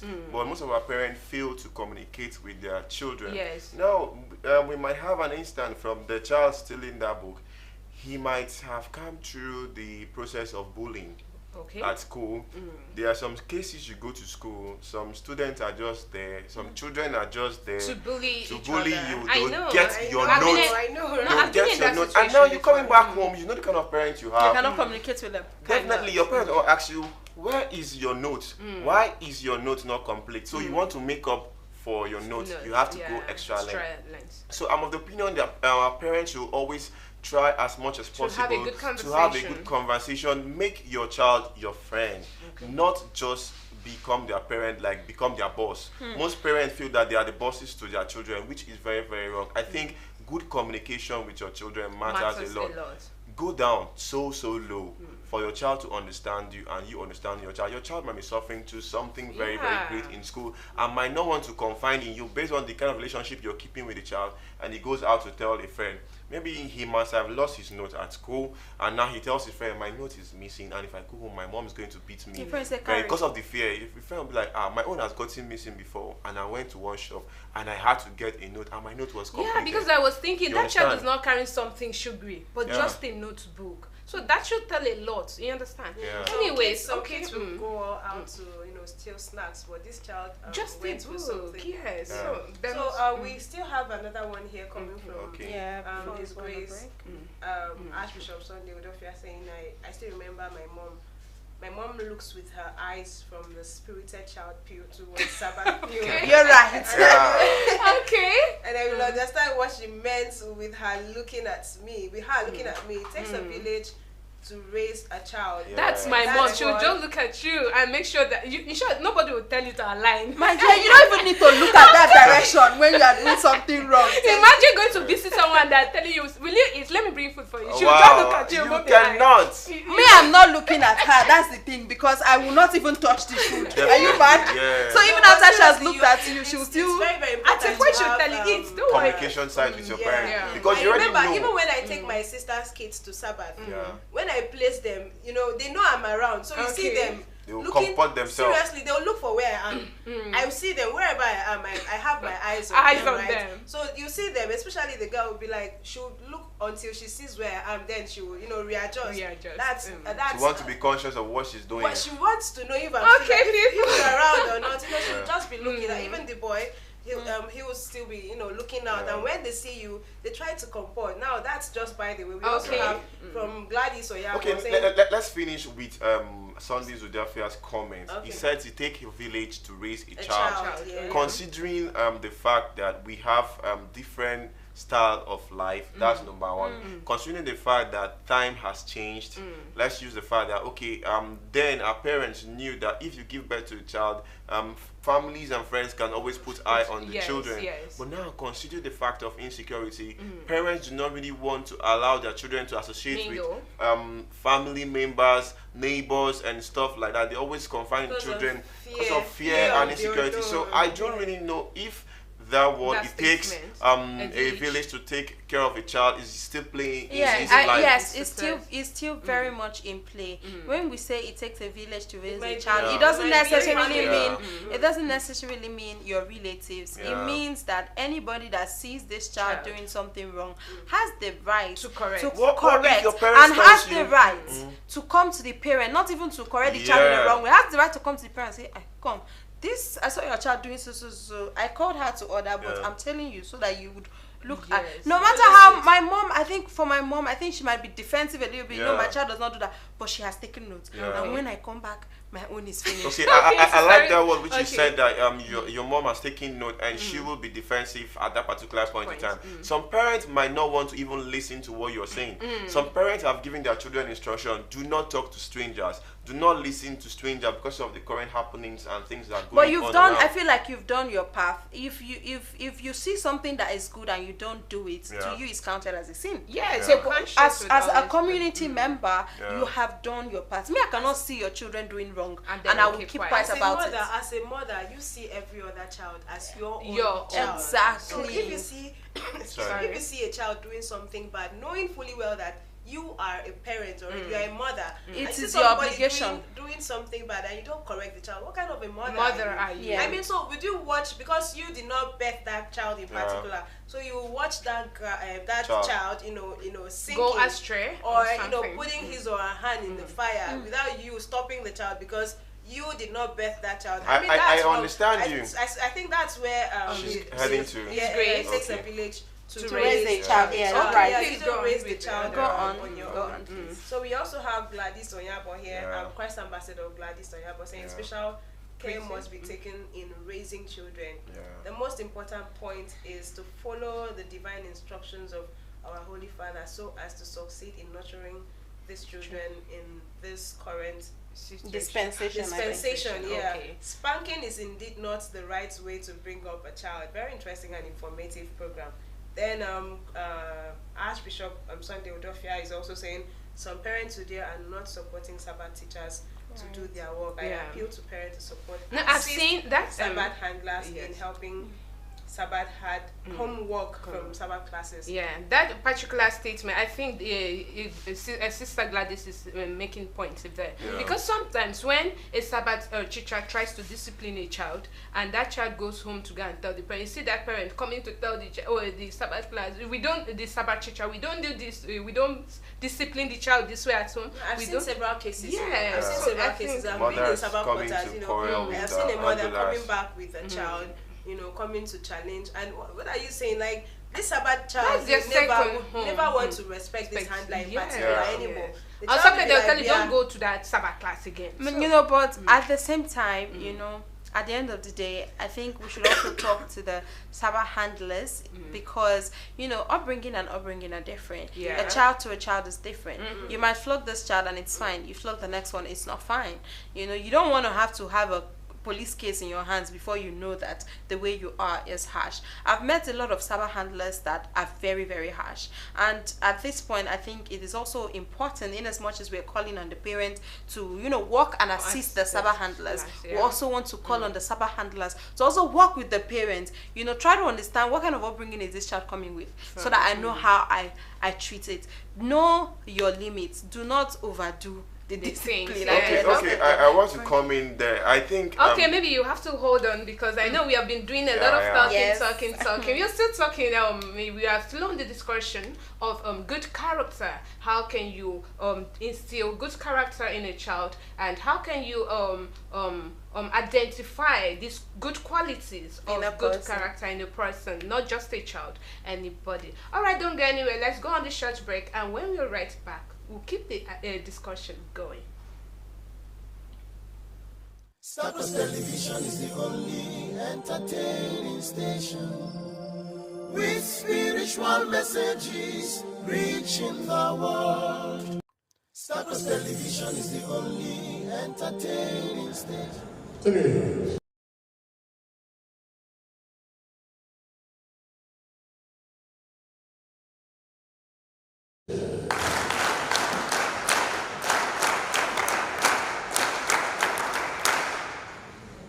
Brothers and sisters of prayer. Amen. In peace and go back in peace. Amen. Without any problem. Amen.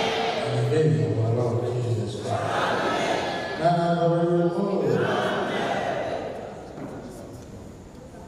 Even God, progress. Let His glory.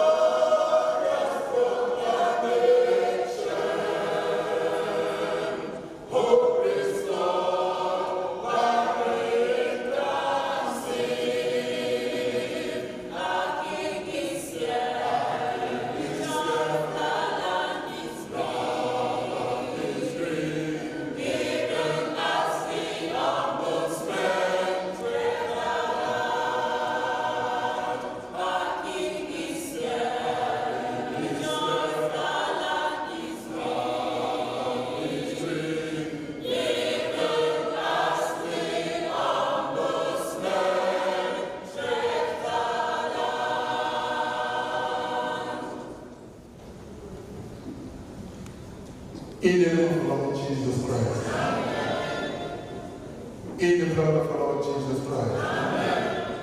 Now and forevermore. Amen. Most righteous Father, most merciful Father, Father, thank thee before I say anything, I have to confess my sin as a woeful sinner. With your anger, you are going to restore and repentance and do all sorts of things. Those things you ask us not to do. Those that might refer to as Father, before they have come as a woeful sinner. Thank you, Father, for forgiveness of all my numerous sins. In the name of our Lord Jesus Christ. Amen. Thank you, Father. Most righteous Father, for the sake of time, we are going to summarize our report. In the name of the Lord Jesus Christ. Amen. We thank you, Father, immensely for State Divine Vanguard, which of course you gave all the mandates who are giving the office on the 1st of 21st of January 2019. Father, with the executive, which of course I cannot start mentioning their names here because of time.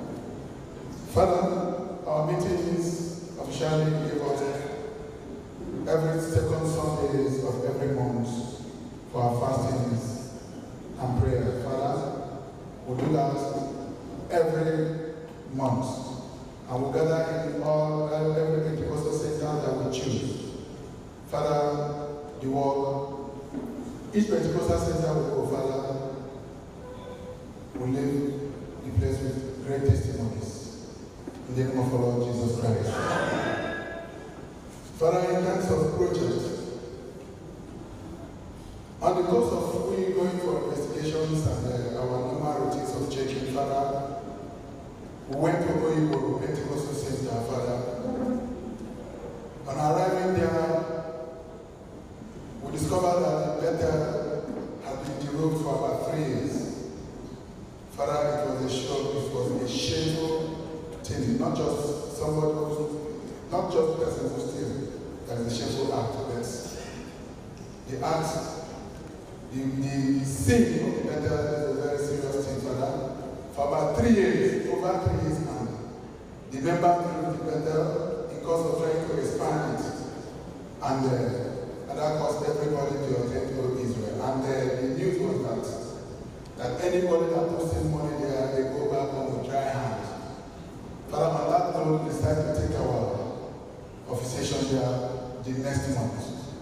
But when we got there, the divine banker also saw it by himself that this cannot be any other thing than a shameful thing. Father, on that note, while the father was in the altar, something touched my mind to say that the divine banker is going to rule this place. In fact, it was like, what are the children talking? You know, in fact, even in the mind of most of the divine bankers, they don't start again. But at the end of the day, Father, being all-knowing God, Father, you are too faithful to fail. On that note, we declare that the divine banker is going to roof that letter. We now have to set the 5-man committee. Father, the committee started the work and decided that every divine banker should pay anything not less than 10,000 naira. Father, the list of the contributors are there. Father, totally, where they made the estimate was about 1,650,000 naira. Where are we going to get this money? We tax ourselves to pay anything not less than 10,000. Father, some contributed 5 according to their strength. Totally, we realized about 217,000. And at that point, Father, we didn't know what to do. And we gave a time frame that before the next Pentecostal, that letter will be moved. And at that point, COVID started. So within that COVID, there was no worship. It was after 2 months, Pentecostal was coming. So within that COVID, there was no Pentecostal, no service was held in the River State at that point. Father, before the next Pentecostal, when we realized about 240,000, Father, mysteriously, the way you used to do your thing because you are a wonderful God. You have never failed yourself. Regardless of failing, Father, you never failed. You have not failed before. Father, through the coordinator, you raised the money to complete all that project. Father, today, we go to Pentecostal Center is worshiping in a place where rain or sun can be them again. In the name of the Lord Jesus Christ. Father, still in the process of moving around, we went to New World Better. While we went there for investigation, we discovered that even the priest there was practicing the kind of things that does not bring glory to our Father. Most of the things were discovered, it is written on the report also. But at that point, we gathered those things and set them ablaze. Also, we told the brother who had admonishing with love that he should not practice such things again, though we set our eyes on him. And he confessed that it was that people were attacking him and others and others. I said, if you want to resort for self-help, that means you are believing that the God who sent you can no longer protect you. At that point, you have failed God. So he apologized that he's not going to do such a thing again. The fellow in that process will discover that this Bethel is in the heart of the town. And there is this well, the traditional well dug in the front of the Bethel, which of course children can fall inside that place. And we look at this and say, in this 21st century, inside the heart of the town, the only means of getting water is in the well.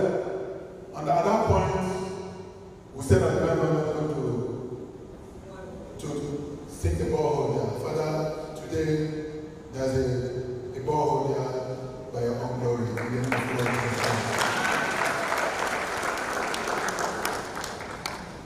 Father, when we went to ministry work at the 212 Bethel,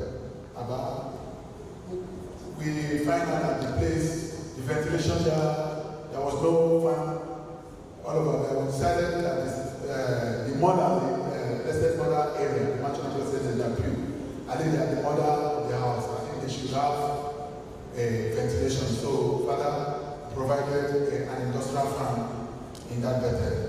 Father, today, that fan is there for your own glory. In the name of the Lord Jesus Christ. Father, in case you better also, as we used to go our normal association, Father, we go there, we discover that the Lord is only temple, that signage there is very outdated. It's a newly constructed Bethel.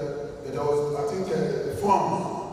Maybe they did not have the form. They used what capitals, this kind of inscription. And at that point, we looked at it that it's not befitting because the Bethel is just a new Bethel. And at that point, the Divine Vanguard took the project to put that signage of the Lord is His holy temple. And today we have a befitting signage there for your own glory. Father, take your glory in the name of the Lord Jesus Christ.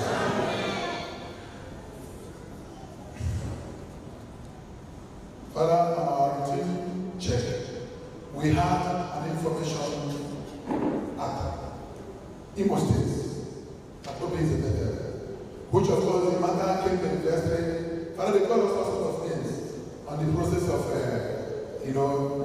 investigating those alien practices.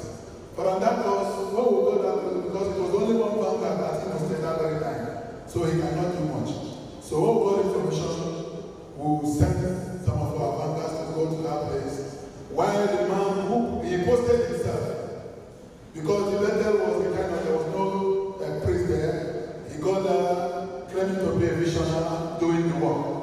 At that point, Father, when we got to that place, we discovered that the guy was using all sorts of books, 7 books of Moses, every kind of things. These are the things recovered from the brother. This is Ascended Master's instruction. This one is Revelation of the Grand Climax at hand. This one is Lemuria, the lost continent of Pacific. This one is the 6th and 7th book of Moses. All these things are discovered inside the Royal Sanctuary. And when we got there, after the operation, I don't know what he was doing with this stubborn, maybe to tie people, I don't know. But we know that our Father is bigger than everything. Father, at that point, when the information got out, they said, these boys from River State, they used to call us boys. They call us all sorts of names. Father, they told us later. They call us all of names. They were threatening us. They were going to do this and that. But we are not afraid because we have a very big God. And it's always by our side.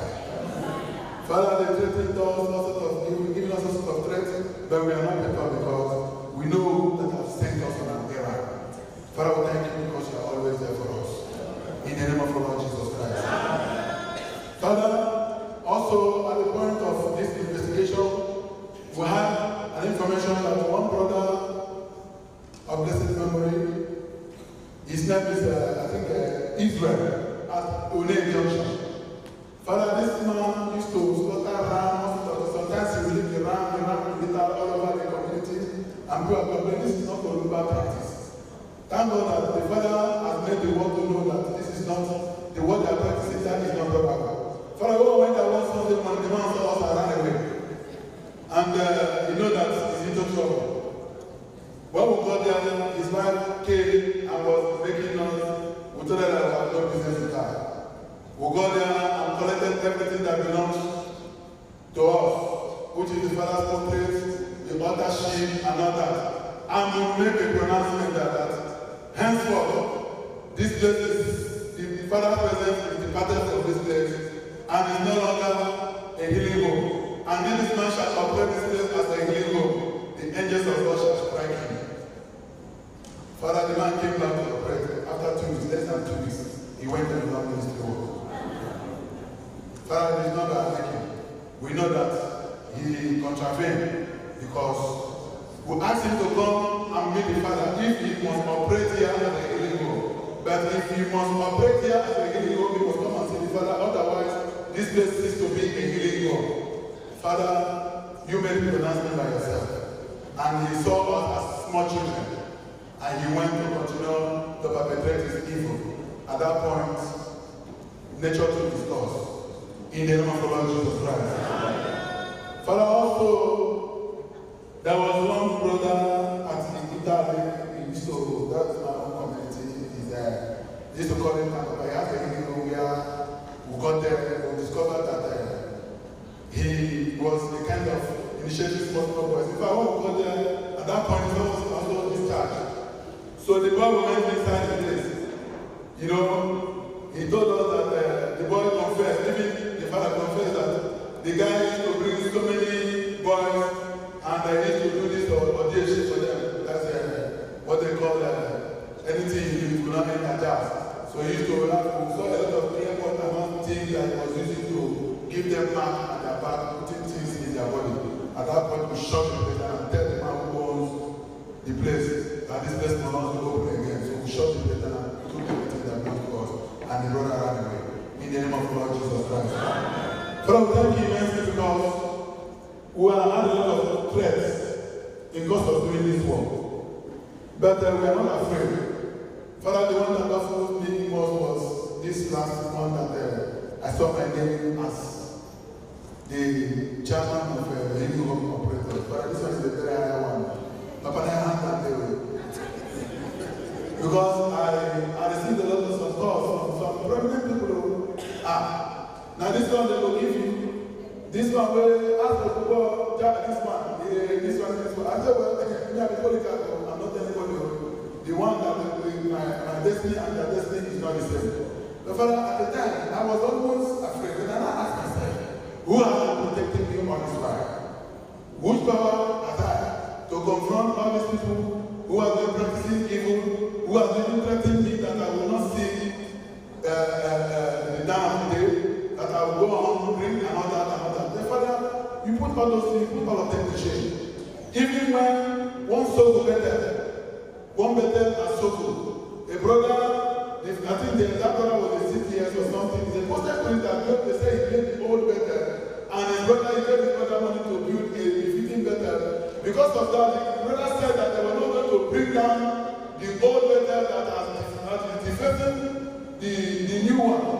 And they made an attempt to bring that better. The man threatened that people are going to die and that. I said, well, when the brother called, he said that so many persons have gone to that place, even the people that sent the OSS or something have gone to that place, the man brother called us and said that will you allow that person to be facing the new one? We now said, where is the place?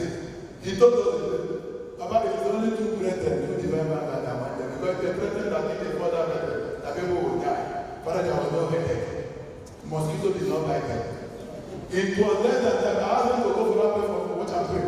So that in the morning and Thursday morning, they should just put the place down. Father, they brought down the place. Nobody has headache. Father, you are God Almighty. Father, you are coming to me. You don't tell me that there's no power in heaven and on earth that can challenge you because you are the great thing. Father, today, this is today. Father, over to you, we plan to come. Each time we plan, when the event will come, to fail. when the time will come. As at 6:30 yesterday, Father, I wanted to put this movement off because there was no finance and all that. There's something, as I was typing the message to put to postpone the decision. The man because I came to the car where I was typing because I wanted to send the council meeting. I was inside the car, I was grieved. You see, I said, how could this be for 2 years we've been planning? So Father, he came into the vehicle and told me that don't put this thing off. Don't put it off. Allow this to be. I said, collect the Father. Papa, today is 7, and 7 is the number of God. We thank you, Father, for today that we are going to come before your presence. Thank you, Father, for giving me the ability. We thank you, Father, for in terms of welfare. Father, we have so many people, so many child beds, so many. It's like you open a baby factory a machine in Divine Manga University. So those who are looking for children should come from Divine Manga University so that the father can through Divine Manga and bless them. Father, we have so many child beds. And also, one of our sisters, Sister Margaret Farnas, who has been married for some years now. Father, you surprised us with triplets. We thank you because it is only that you do that. Father, you also promised us that we're not going to bury any divine vanguard in this administration. Father, we have had those who are sick, accidental, and that the last one that's almost, we almost went. That because you are there, 2 of our divine vanguards got involved, the divine vanguard Benjamin Ogutu and the divine vanguard John got involved in this gas motor accident that happened on their mission to Baya. Father, you saved them because your words are sure. You promised us that we're not going to bury any divine vanguard. Father, we have not buried any. And we will never bury any. Father, I don't know how to thank you. The number you have brought today is the number you want us to come. Father, in evangelism, we've been going evangelism, a lot of baptisms. We thank you because you put your words in our mouth and in the mouth of your children. Father, we thank you because it is only you that can do this work. Father, I pray you that these ones that are before you today and those who wish to come that are unable to make it, Father, bless them. Amen. Father, we know that you have given us a high responsibility, and we also know that very soon we will hand over to a new administration. Father, bless this administration to do greater work than we have done. Amen. In the name of the Lord and Master, His of the Lord. Thank you, Father, for everything you have been doing in our life. Thank you, Father, for our collective effort. Father, because of these persons, during all our anniversary, Father, you gave us back-to-back trophy champions. The first anniversary, second anniversary, third anniversary, Father, you gave us all champions. Father, you made us champions. Thank you, Father, for being there always for us, God, and always doing this work. May your name be highly exalted in the lives of all your children for now and forevermore. In the name of the Lord Jesus Christ. In the blood of the Lord Jesus Christ, now and forevermore. Thank you, Father. 300.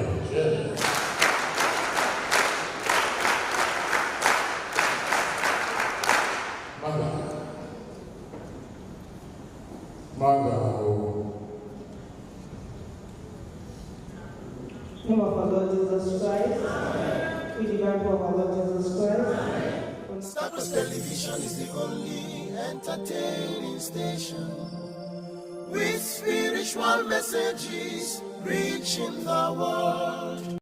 Stars Television is the only entertaining station with spiritual messages reaching the world. Stars Television is the only entertaining station with spiritual messages reaching the world. Stars Television is the only. Welcome back, beloved viewers. You are still watching the Morning Star Breakfast Show, and it is TGIF. Thank God it's Friday. Like before we went on the break, we have been talking vastly on good character, how that impacts our friends and family, how to inculcate one in the the younger generation, amongst others. And we have spoken and touched on a whole lot. The attributes of good character, why it is necessary. How to also bring up creative measures to inculcate these attributes in the younger generation, which is very, very, very important at this time. Well, once again, I haven't been here alone discussing. I have been here with P. Smith, I've been here with Ruth Abu, and of course David Eric, and it has been a wonderful time in the studio. But slowly we are getting to a conclusion of the program today. But before we go, we have to give you, we've spoken about everything on good character, but we need to remind you on how you can develop a good character. Now, one of the ways you can develop a good character is to do what you say you will do. Stop procrastination. If you say you want to do this at this time, do it at that time. That would in turn enhance your credibility amongst others. Ensure you take responsibility for your decisions. Do not say, I'm not the one that did this thing, when you know fully well deep down you are the one that did it. I'd like to add.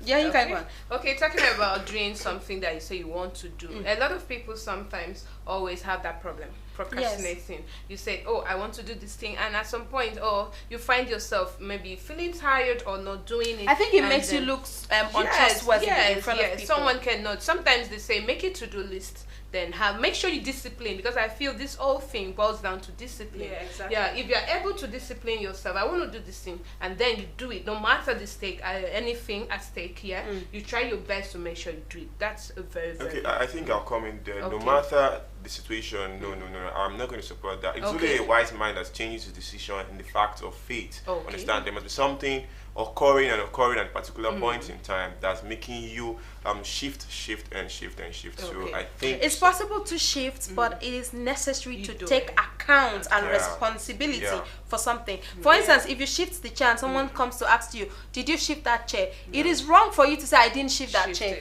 No matter how you see it, no matter how you're trying to avoid trouble, it will make you more credible, more accountable if you own up to your decisions. So in as much as we are shifting our decisions, we should understand that we need to accept that we are the ones, we are the sole architects of our decision.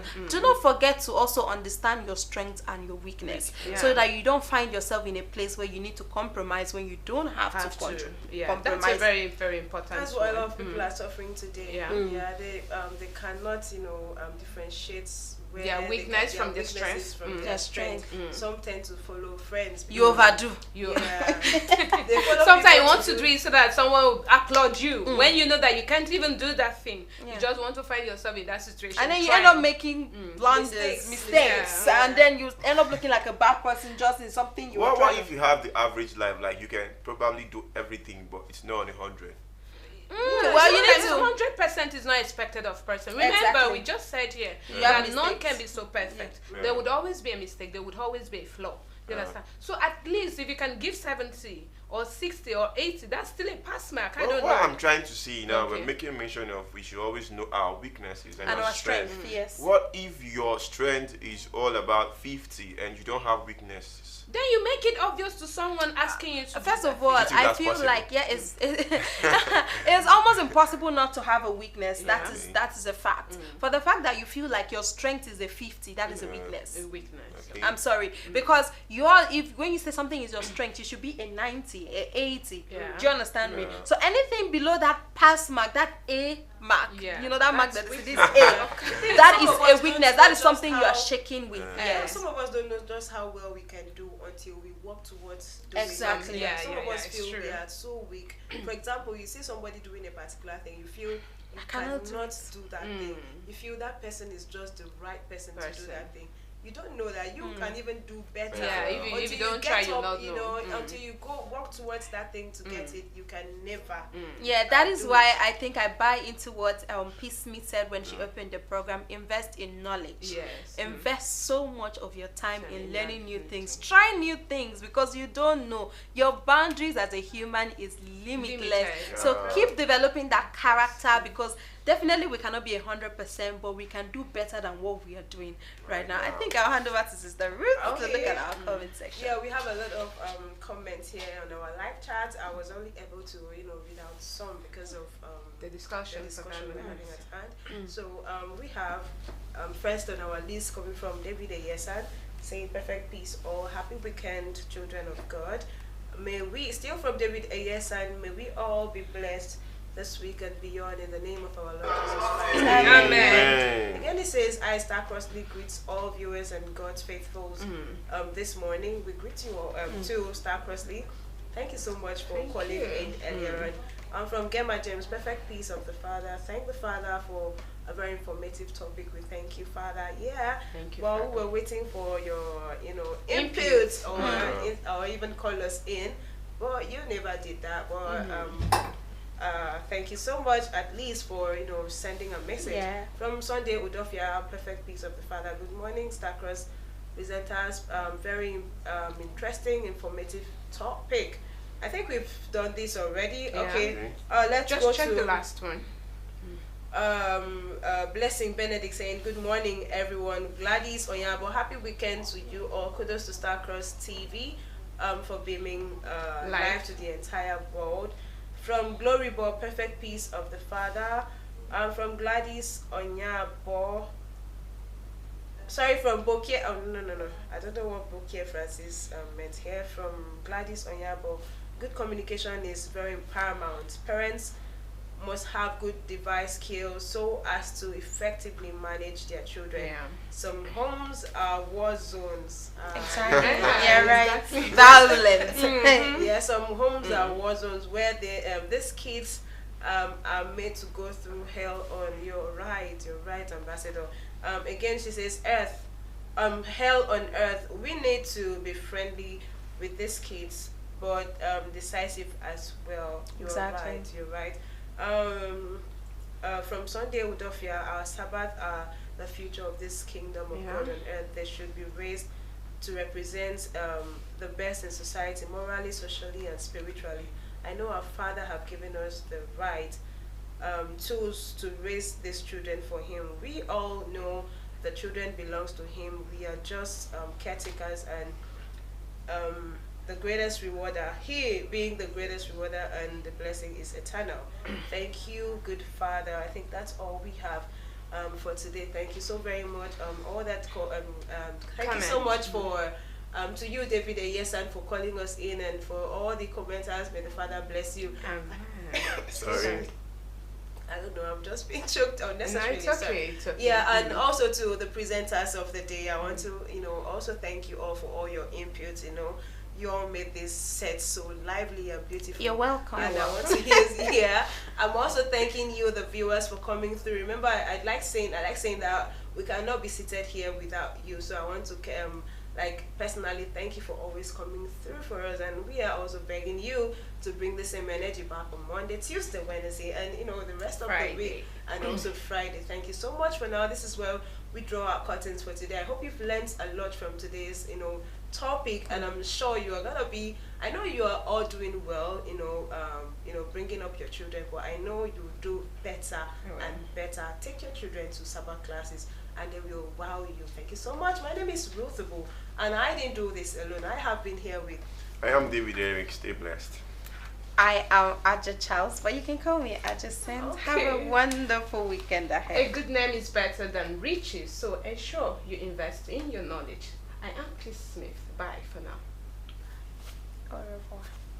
Gospel Television, Gospel TV.